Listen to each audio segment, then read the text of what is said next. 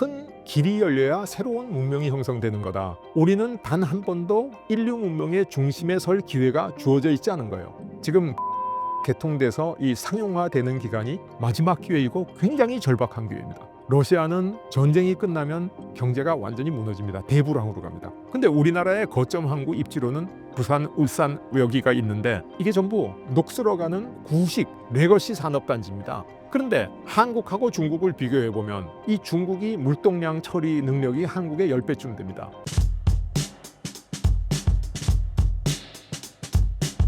지금의 미중 패권 전쟁을 어떻게 보고 계신가요?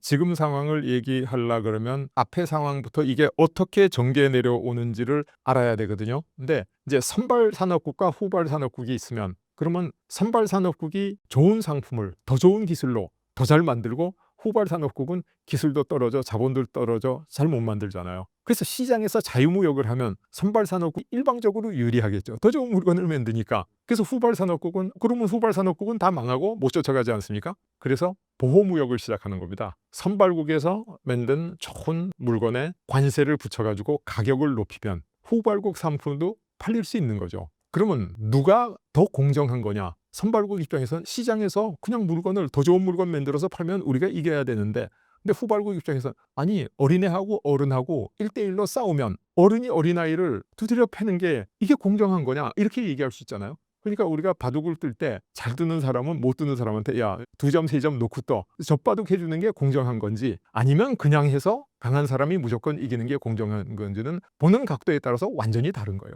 그러니까 공정에 대한 절대 정의는 사실은 없다는 거죠. 그래서 저는 뭐라고 표현하냐면 자유무역은 국제 경쟁력이 강한 선진국이 취할 수 있는 가장 강력한 보호무역 조치다. 그렇게 볼 수 있잖아요. 그래서 기본적으로 자유무역이라는 건 없고 보호무역이라는 것만 있다. 이렇게까지 이야기를 하죠. 그래서 지금까지 영국이 앞선 네덜란드를 뒤쫓을 때나 미국이 앞선 영국을 뒤쫓을 때나 독일하고 일본이 영국, 미국을 뒤쫓을 때나 한국하고 대만이 G7 국가를 뒤쫓을 때나 지금 중국이 또 경제를 부흥시켜가지고 산업국들을 한국, 일본 뭐 이런 나라들을 뒤쫓을 때나 방법은 거의 비슷했어요. 수입 상품에 대해서 관세를 붙여서 비싸게 하고 국내 상품을 지원하고 보조금을 줘서 잘 만들게 해서 국내 실력을 키운다. 근데 이게 크게 보면 표현에 따라 다른데 반칙과 사다리 걷어차기 이렇게 표현하는 사람들이 있어요. 왜냐하면 자유무역을 하는데 갑자기 외국 물건에 대해서 수입 관세를 붙이고 자기 나라 물건에 대해서 보조금을 주고 이게 일종의 반칙이라는 거죠. 이걸 제일 먼저 개발한 사람들이 영국 사람들이에요. 왜냐하면 그 전에 선진국이었던 네덜란드는 국가가 산업을 발전시킨 게 아니라 그 당시엔 산업혁명정이라는 사는 게 없고 주로 상업이었는데 이 라인강이 북해로 막 흘러들어가는 강 어귀에 장사하기 좋은 지역이 생기면 거기에 도시가 형성되지 않겠습니까? 그래서 자생적으로 도시들이 막 형성됐어요. 유럽 중심에. 라인강 주변에. 그래서 제일 큰 도시가 홀랜드, 두 번째 큰 도시가 제일란트, 세 번째 큰 도시가 위트레이트. 근데 요 도시 7개가 모여서 독립을 선언해 버린 거예요. 그러니까 부자들이 모여서 부자 나라를 만든 거야. 그래서 그때 네덜란드가 얼마나 부자였냐를 측정하는 지표가 그 당시에 유럽 전체에 국제 무역을 하는 상선이 그 상업 사회에서는 상선이 국가 경쟁력이었거든요. 상선이 2만 척 있었는데 1만 5천 척 이상이 네덜란드 국적선이었다 할 정도로. 근데 영국이 가만 보니까 네덜란드하고 경쟁이 안 되지 않았습니까? 그러니까 처음으로 공권력, 외생적 성장이 뛰어들어가지고 네덜란드 물건을 막 압박하고 항해 조례를 만들고 무역법을 만들고 수입 관세를 만들고 이러면서 네덜란드를 따라잡았어요. 물론 마지막엔 네덜란드가 반격을 하니까 영란 전쟁을 통해 가지고 또 이겼죠. 그러니까 처음으로 자유무역이라는 일반 질서에 대한 반칙을 한 나라가 영국인데 영국이 네덜란드를 꺾고 세계에서 제일 강력한 국가가 딱 되니까 그때 마침 아담 스미스가 국부론도 쓰고 자유무역에 대한 이론도 막 하면서 자유무역이 절대선이다 이런 주장을 하기 시작한 거예요. 요걸 이제 사람들이 사다리 걷어차기 그러죠. 후발국이 선진국이 되기 위해서 사다리 만들어서 타고 막 올라가서 방칙인데 올라간다면 뒷사람 못 오게 사다리를 치워버린다. 미국도 똑같이 했습니다. 유럽에서 들어오는 물건에 관세를 엄청 붙여가지고 몰일관세법 그래가지고 거의 50% 가까이 되는 관세를 붙이고 사실 그것 때문에 미국의 남북전쟁이 일어났죠. 그러니까 관세를 많이 붙이니까 북부의 공장주들은 조악한 미국 제품을 많이 팔아서 돈을 버는데 유럽도 미국 제품에 대해서 관세 붙이는데 미국이 수출하는 게 목화였으니까 목화에 관세 붙이면 남부의 농장주들이 엄청난 피해를 입으니까 남북이 경제적으로 갈라져가지고 전쟁한 거거든요. 그 다음에 독일하고 일본도 그랬고 한국하고 대만도 그랬고 지금 중국도 그랬고 다 한 가지 방법으로 발전해 왔다는 거죠. 이게 일관적인 국가 발전 원리다 이렇게 얘기를 하고 있죠. 근데 지금 어떻게 됐냐면 미국이 지금 제일 강대국이고 슈퍼파워고 세계를 이끌어가는 나라인데 미국이 상품 경쟁력이 뒤떨어지기 시작한 거예요. 그래서 무역 역조가 심각해진 거예요. 그랬더니 과거에는 뒤쫓던 후발국이 하던 관세를 이제는 제일 앞서 있는 미국이 관세를 높이는 게 지금 트럼프 행정부의 정책 아닙니까? 그래서 요거를 우리가 어떻게 극복하느냐에 따라서 한국의 미래가 결정되는 거죠. 그러니까 우리나라가 그동안 경제적 침체를 겪은 이유는 IMF 외환위기 그리고 2008년 글로벌 경제위기 이걸 겪으면서 우리가 국가가 개입해서 도와주는 외생적 성장을 포기해버린 거죠. 왜 포기했냐면 옛날에 공산주의가 무너지는 걸 보고 관치는 나쁜 거야. 정부가 개입하면 안 돼. 이렇게 생각해가지고 우리가 선진국 기준을 빨리 받아와서 그러니까 내생적 성장을 하는데 외생적 성장을 못하니까 선진국하고 격차가 벌어진 거죠. 그래서 이제 한국하고 대만같이 약진하던 나라가 소위 중진국의 함정에 빠졌다. 이렇게 얘기할 수 있는 거죠. 그래서 우리가 지난 30년 동안 경제성장 동력을 잃고 경제성장률이 대세 하락을 하면서 중진국의 함정에 빠지게 된 근본 원인은 WTO 체제라고 하는 국제적인 사다리 걷어차기 때문이다. 라고 얘기한다면 거기 플러스 지금 미국의 통상 압박, 관세 이 두 가지가 겹쳐서 지금 우리 한국 경제가 미래가 굉장히 암울하고 지금 1인당 소득 8만 불이 넘는 8만 2천 불인가요? 미국 경제는 2%, 3% 성장을 기대되는데 한국 경제는 지금 거의 0%대 성장된다. 국민소득은 미국의 반도 안 되는데 3만 4천 불인데 이게 우리가 가지고 있는 경제 위기의 본질이다. 이렇게 얘기할 수 있습니다. 과거에 가장 앞선 나라가 관세 정책을 쓴 적은 없었는데 미국은 지금 슈퍼파워지만은 무역 역조를 엄청나게 심하게 겪고 있잖아요. 그러니까 미국의 국가 경쟁력으로 보면 미국이 1등국에서부터 지금 떨어져 있는 거죠. 그러니까 총체적인 경제력이나 군사력이나 산업기술력은 1등국인데 상품 경쟁력은 2등국으로 떨어졌으니까 어쩌면 미국도 과거에 영국, 미국, 독일, 일본, 한국, 대만, 중국 지금까지 해오던 일관성 있는 관세 정책을 쓰고 있다라고 봐도 무리가 없는 거죠. 그러니까 미국의 입장은 두 가지입니다. 다른 면에서는 1등국 슈퍼파워인데 상품 경쟁력에서는 2등국으로 떨어졌으니까 이제 우리도 관세 정책을 쓸 거야. 그렇게 얘기하고 있는 거죠. 그래서 미중 패권 전쟁의 승자가 누가 될 것인가라는 데 대해서는 사실 지금 세계 지식인들의 그 초미의 관심사 아닙니까? 그리고 미중 패권 전쟁의 승자가 누가 되느냐에 따라서 우리 대한민국의 미래가 결정된다. 이렇게까지 얘기해도 과언이 아니죠. 우리가 상황 판단을 제바로 해야 되니까. 근데 이런 상황 판단을 하는데 아주 지엽적인 사건이나 상황, 현실을 보고 판단하면 대세를 그르칠 수가 있습니다. 그래서 저는 크게 대세를 봐야 된다. 그렇게 생각하는데 2차 세계대전이 딱 끝나고 나니까 미국이라는 나라는 전쟁의 피해를 하나도 안 입고 전쟁 때 군수물자를 생산하면서 경제와 기술이 엄청나게 발전했죠. 근데 나머지 국가는 유럽의 미국의 우방인 영국도 폭격으로 인해서 독일하고 싸우느라고 경제가 다 무너졌고 독일은 뭐 완전히 부서졌고 일본도 완전히 부서졌고 그러니까 미국이 생산할 수 있는 좋은 상품을 사줄 수 있는 구매력이 어느 나라에도 없는 거예요. 그래서 미국으로 급한 건 뭐냐면 미국이 생산할 수 있는 상품을 사줄 수 있는 구매력을 만들어야 되겠다. 그래서 기본적으로 마샬 플랜으로 유럽을 부흥시키고 파괴된 독일하고 일본 경제를 되살린 거는 정치적으로는 공산주의의 확산을 막는 거였지만은 경제적으로는 미국이 생산하는 제품의 수요처를 개발해야 되겠다라는 게 굉장히 컸습니다. 그리고 또 하나는 뭐냐면 미국이 전쟁에 이기고 경제가 발전하니까 소득 수준이 높아지잖아요. 임금도 높아지니까 싸구려 물건을 만들 수가 없어요. 수지타산이 없어요. 그래서 누군가 싸구려 물건을 만들어서 미국에 수출을 해줘야 돼요. 이거 요 세 가지거든요. 정치적으로는 공산주의의 확산을 막는 거고 경제적으로는 미국의 고부가가치 물건을 사줄 수 있는 경제력이 있는 나라를 육성해야 되고 세 번째는 미국 사람들의 임금이 너무 올라가서 싸구려 물건을 만들어서 수지타산이 안 맞으니까 싸구려 물건을 미국에 공급해 줄 나라가 필요하다. 그래서 제일 처음에 지목된 나라가 독일하고 일본이죠. 왜냐하면 독일하고 일본은 옛날에 적국이었지만은 워낙 기술이 좋잖아요. 옛날에 아주 기술 강국이었잖아요. 그러니까 공장만 새로 지으면 막 새로운 상품을 쏟아낼 수 있거든요. 그래서 이제 미국이 발전할 수 있었다 이렇게 얘기를 할 수 있죠. 그런데 그 다음에 이제 독일하고 일본이 선진국이 되니까 그 역할을 한국하고 대만이 한 거죠. 그래서 한국하고 대만이 하던 역할이 그 다음에 지금 중국으로 넘어간 거죠. 그러니까 이 상황을 가만히 보면 이 세계 경제를 움직이는 판의 호스트, 주인은 누구냐 하면 미국이라는 게 눈에 보이지 않습니까? 그러면 독일하고 일본은 여기에 초대됐던 게스트인데 그 게스트가 한국하고 대만으로 일부 대체됐죠. 한국하고 대만이라는 게스트가 이제 중국으로 대체됐죠. 그다음에 중국은 어떻게 될 거냐? 앞으로 인도라든가 다른 나라로 대체될 수가 있다. 그래서 이 게임의 룰을 보면 호스트와 게스트 중에 누가 유리한 입장에 있냐?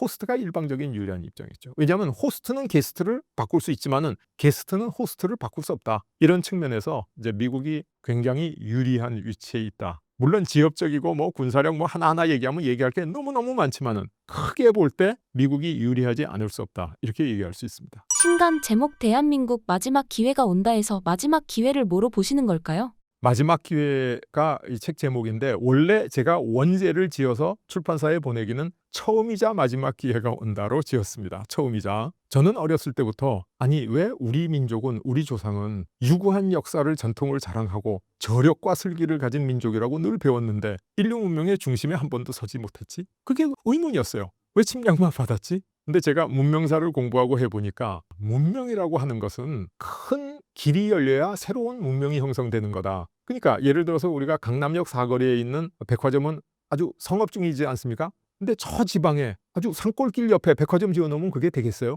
그러니까 우리나라는 옛날에 실크로드라는 큰 길 밖에 벗어나 있었어요. 그다음에 향신료 루트가 열리면서 상업혁명이 일어날 때 향신료 루트에서부터 멀리 떨어져 있었어요. 그다음에 대서양 무역이 일어나가지고 산업혁명이 일어나고 근대 자본주의가 발전할 때 우리는 너무 멀리 지구 반대편에 있었어요. 그러니까 우리는 단 한 번도 인류 문명의 중심에 설 기회가 주어져 있지 않은 거예요. 그러니까 우리 선조들은 굉장히 불행했다. 그래서 중심에 서지 못했다. 저는 그렇게 얘기하거든요. 그런데 지금 지구상의 마지막 큰 길, 북극항로가 열리기 시작하는 겁니다. 아니 그럼 이 북극항로가 좋은 길이면 지금까지 왜 안 열렸어? 그 이유는 이게 겨울에 얼어버려요. 올 수가 없어. 그래서 옛날에 영국 사람, 네덜란드 사람들이 아시아 무역을 하면 엄청난 부를 축적할 수 있다 그래가지고 이 향신료 루트를 개발하고 그랬는데 북쪽으로 가서 아시아로 가면 거리가 너무 짧다는 걸 수학적으로 계산해가지고 알았어요. 그 가다가 추위 때문에 얼어가지고 움직일 수가 없는 거예요. 그래서 이거를 수많은 탐험가들이 아주 북극항로 개척하기 위해서 그 범선을 타고 노력했는데 실패한 게 추위 때문이었죠. 근데 최근에 지구 온난화로 인해서 지금 결빙 기간이 점점 줄어들어서 1년에 지금 한 8개월 정도 운항이 가능합니다. 그런데 앞으로 멀지 않은 장래 2030년이 지나면 이제 1년 12달 항해가 가능하다는 거예요. 얼음 조금 얼어도 이게 매년 녹았다가 어는 얼음은 쉽게 깨고 갈 수 있습니다. 강도가 약해가지고. 그래서 지금 북극항로가 개통돼서 이 상용화되는 기간이 멀지 않았다. 짧으면 5년, 길면 10년. 그러니까 이건 내일 모레죠. 그래서 이게 우리한테 처음 기회가 온 겁니다. 그런데 지구상에 더 큰 길이 없어요. 이게 남은 마지막 길입니다. 그래서 우리가 처음 우리 한반도를 찾아온 기회, 그리고 앞으로는 또 찾아오지 않을 마지막 기회, 이 기회를 우리가 잡지 못하면 안 된다는 거죠. 이게 기회가 되는 이유는 제가 앞에 에피소드에서 말씀드린 미국의 전략하고도 상당히 관계가 있습니다. 지금 미국이 피보트 아시아, 그래가지고 전통적인 맹방인 유럽 중심을 두지 않고 또 한때 석유 수입 때문에 중동이 미국의 최고의 관심사였는데 그것도 관심을 두지 않고 미국의 모든 관심을 동아시아로 옮긴다. 이게 피보트 아시아거든요. 근데 미국이 그렇게 하는 이유는 뭐냐면 중국이 부상해서 경제력, 군사력, 기술력에서 중국이 미국을 위협하니까 미국이 가지고 있는 패권국의 절체절명의 필승 전략, 1.3 전략을 하기 위해서는 중국을 압박해야 되는 거죠.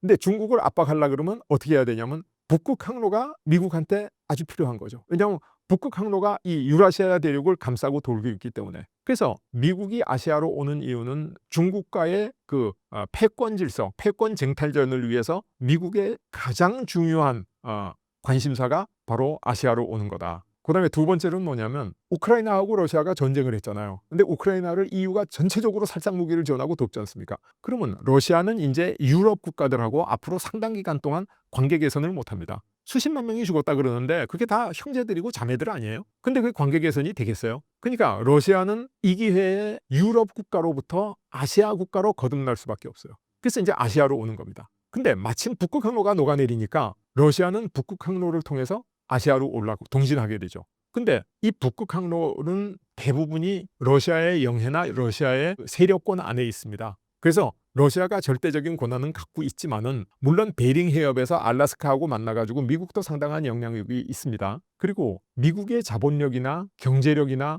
이런 도움 없이 북극 항로가 활성화될 수가 없어요. 그러니까 러시아는 미국의 도움을 절실히 필요하는 거죠. 그러니까 미국은 중국을 포위해서 압박해서 도전 의지를 꺾기 위해서 러시아가 필요하고, 러시아는 전쟁이 끝나면 경제가 완전히 무너집니다. 대불황으로 갑니다. 러시아 경제가 지금 5% 성장한다는 건 전시 물자 생산 때문이거든요. 전쟁 끝나면 물자가 필요 없어지잖아요. 그럼 생산이 다 멎죠.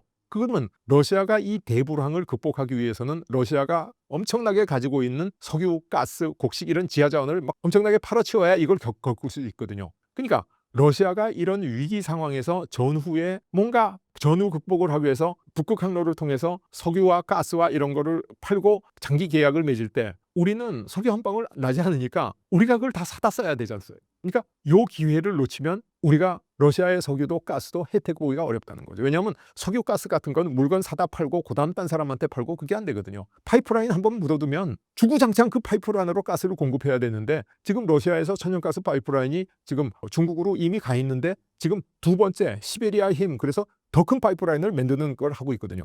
그래서 러시아 가스, 석유가 다 중국으로 가고 나면 우리는 영영 쓸 기회가 없어지는 거죠. 그러니까 우리가 빨리 뛰어들어야 됩니다. 그래서 지금 동북아시아에서 미국의 1.3 전략이 미국과 러시아와 한국의 이익이 동반되고 있다. 그래서 이 기회가 우리한테 아주 정말로 좋은 기회, 처음이자 마지막 기회라는 거죠. 이미 중국이 미국에 대한 도전 의사가, 도전 역량이 꺾어지고 나면 이제 중국이 미국한테 한국보다 더 중요한 파트너가 될 수도 있죠. 일본의 경우처럼. 그다음에 러시아가 일본이나 중국하고 석유 가스 공급 계약을 다 체결하고 유전 개발하고 파이프라인 놓고 나면 우리는 영원히 석유 한 방울 나지 않는 나라로 전락할 수가 있죠. 그래서 이 기회가 마지막 기회이고 굉장히 절박한 기회입니다. 또다시 오지 않는 기회죠. 바로 그런 뜻입니다. 현재 북극 항로 개통의 강대국들은 어떤 준비를 하고 있나요? 그 나라들은 맹렬히 준비하고 있습니다. 근데 사실 사람들이 북극 항로 그러면 야 지금 뭐 4차 산업혁명 정보화 시대에 항로라는 건 좀 구닥다리 같은 얘기가 아닌가, 이렇게 선입견을 가질 수 있는데 사실은 그렇지 않습니다. 대서양 항로가 열리면서 산업혁명이 일어났거든요. 아니 대서양 항로로 물건 갖다 파는데 산업혁명이 왜 일어나지? 근데 영국 사람들이 총 같은 무기, 술, 그다음에 뭐 천 이런 제품을 아프리카에 팔아요. 그럼 아프리카의 추장들이 흑인들을 노예로 잡아서 그 대가로 팝니다. 그럼 미국 사람들이 그 노예를 데려다가 서인더 제도, 콜럼버스가 제일 처음에 갔던 데죠. 큐바 뭐 이런 거 있는 그 지역에 사탕수수 농장이 엄청 많습니다. 거기서 사탕수수를 노예들을 시켜가지고 생산해가지고 영국으로 갖고 가는 게 삼각무역이거든요. 근데 이 무역을 하는데 사탕수수는 뭐 향신료나 다른 물건처럼 사다가 파면 되는 게 아니라 사탕수수의 껍질을 벗기고 압착해서 즙을 뽑은 다음에 이걸 끓여서 옐로 케이크를 만들고 이걸 정제해야 되거든요. 요 과정이 제조업이에요. 일종의. 그래서 영국 사람들이 이 삼각무역을 통해서 제일 처음에 제조업에 눈을 뜨게 된 거예요. 그래서 대서양 항로가 산업혁명을 일으켰는데, 지금 정보화 사회의 가장 큰 특징은 국제 분업 아닙니까? 그다음에 맞춤 생산 아닙니까? 개별 수송 아닙니까? 근데 과거 산업혁명 시절에 대량 생산, 대량 수송 시대에는 컨테이너 하나에다 물건을 빡빡하게 채워가지고 다녔는데, 이제 어떻게 되냐면 개별 생산해가지고 개별 포장이 되는 게 한 가지 제품을 만들기 위해서 수십 개국의 제품들이 모여야 되는 거예요. 그러면 물동량이 무지하게 많아지죠. 이걸 옮기지 못하면 정보화가 성공하지 못하는 겁니다.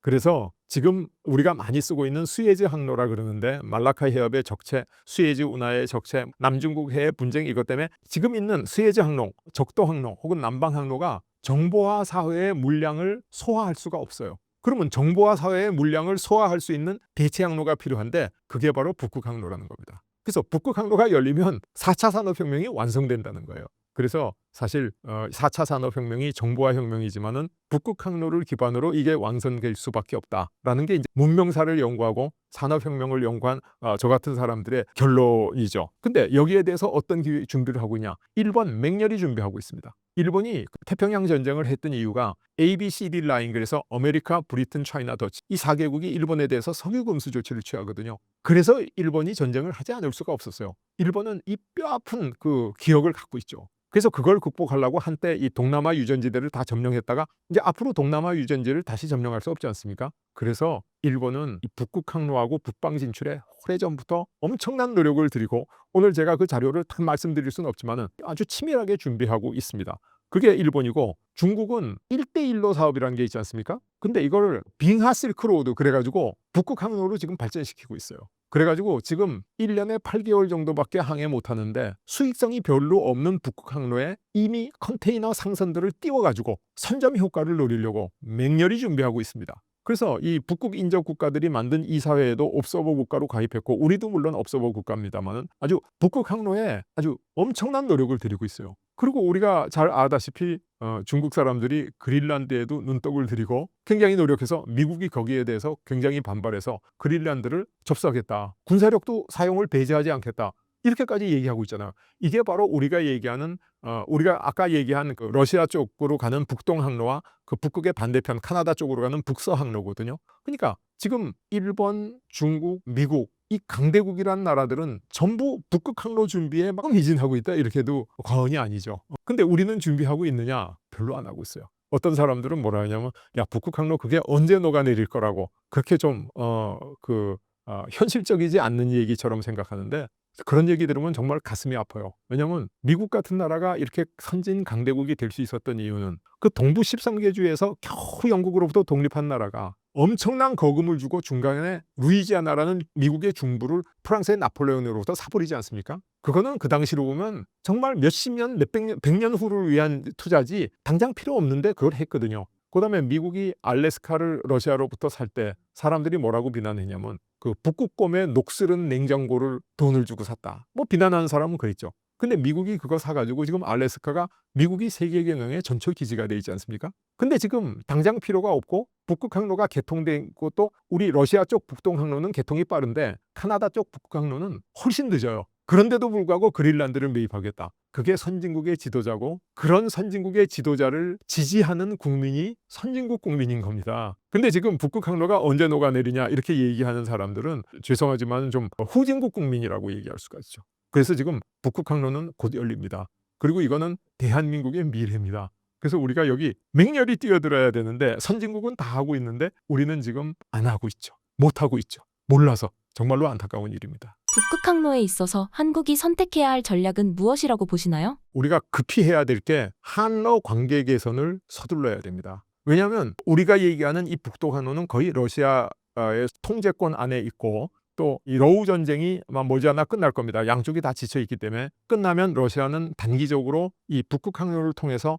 어떤 돌파구를 경제적인 회생 돌파구를 마련하지 않으면 안 되거든요. 그러면 한러 관계가 개선돼야 되는데 우리는 러시아에 대해서 지금 제재를 가하고 있지 않습니까? 근데 이 제재가 빨리 풀려야 되죠. 그래서 어쨌든 대한민국 다음 정부가 대러 제재를 빨리 해제하고 빨리 이 러시아의 관계와 한러 관계를 개선해야만 우리가 이 문제를 해결할 수 있다. 근데 한러 관계 개선은 우리가 미국의 도움이나 허락 없이는 불가능합니다. 왜냐하면 한미 군사 동맹 관계가 아주 확고하게 돼 있기 때문에 그거 아니라도 미국의 경제력과 기술력과 도움 없이는 북극 항로를 활성화할 수가 없습니다. 근데 한미 관계를 개선해야 되는 거예요. 그래서 제가 이거를 책에서 모아서 한미러의 합종 이런 표현을 쓰고 있는데 우리가 러시아의 관계를 개선하고 그러기 위해서 미국의 허락을 받고 미국의 도움을 요청하고 그래가지고 이걸 개선해야 된다. 근데 지금 한국하고 미국의 사이에 걸려있는 현안 문제 중에 가장 큰 문제가 통상 문제와 이 미군 주둔비 아닙니까?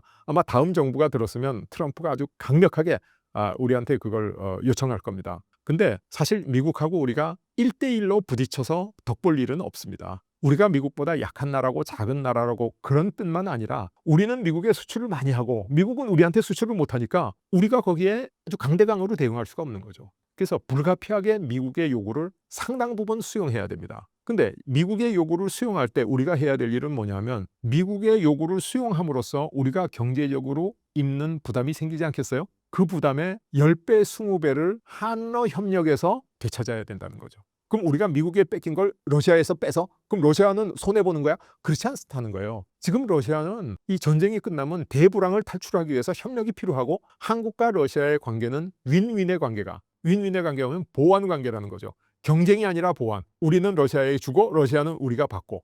그래서 우리가 미국과 통상 압력이나 이 주둔비에서부터 우리가 양보한 부분 그 이상을 러시아의 관계에서 찾고 그만큼 러시아한테도 혜택이 돌아간다는 거죠. 그래서 한미러의 합종이 중요하다. 그래서 지금 우리나라의 북극 항로가 개통됩니다. 이걸 빨리 우리가 찾아서 대한민국의 미래의 성장 동력이 되고 우리 대한민국 강소국의 필승 전략으로 키우려면 한국과 미국과 러시아의 합종이 필요합니다. 이게 주장하는 거죠. 그래서 외교적으로 러시아하고 협력 관계를 개선했어요. 미국도 동의했어. 그래서 우리가 협상을 잘했어. 그렇다 그래서 우리가 성공할 수 있냐? 마지막 문제가 있어요. 심각한 문제가 있습니다. 왜냐하면 항로가 열리는 것보다 더 중요한 게 거점 항구를 확보하는 거거든요. 근데 우리나라의 거점 항구 입지로는 부산, 울산 여기가 있는데 지금 부산의 인구가 줄어들고 경제가 침체되고 있어요. 울산, 창원, 포항 이게 전부 녹슬어가는 구식, 레거시 산업단지입니다. 그런데 한국하고 중국을 비교해 보면 이 항구로서 중국의 상해, 닝보, 선전 이런 대항구, 이 중국이 물동량 처리 능력이 한국의 10배쯤 됩니다. 그러면 북극 항로가 열려도 그 수혜의 10%는 우리가 지금껏 가져온다 해도 90%는 다 뺏기는 거죠. 그래서 빨리 지금 해야 될 일이 뭐냐?